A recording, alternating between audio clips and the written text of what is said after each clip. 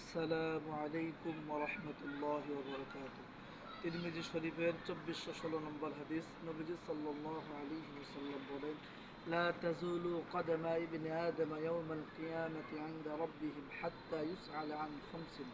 নবীজি সাল্লাল্লাহু আলাইহি ওয়াসাল্লাম বলেন, কাল কিয়ামতের মাঠে একটি আদম সন্তানও আল্লাহ তাআলার নিকট থেকে সামনে অগ্রসর হতে পারবে না যতক্ষণ পর্যন্ত 5টি প্রশ্নের উত্তর দিবে না। 1 নম্বর, আন উমরিহি ফিমা আফনাহু, গোটাটা জীবন কোন কাজে ব্যয় করেছো এর হিসাব দিতে হবে।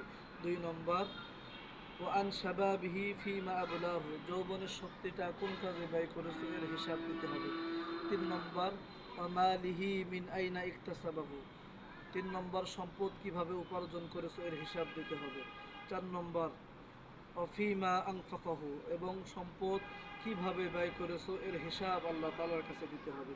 5 নম্বর, মাযা আমিলা ফিমা আলিমা, এবং ইলম অনুযায়ী কতটুকু আমল করেছো এর হিসাব আল্লাহ তাআলার কাছে পুঙ্খানুপুঙ্খানুভাবে আমাদেরকে দিতে হবে। আল্লাহ তাআলা আমাদের সকলকে এই 5টি প্রশ্নের যথাযথ প্রস্তুতি গ্রহণ করার তৌফিক দান করুন। আমিন। আসসালামু আলাইকুম ওয়া রাহমাতুল্লাহ।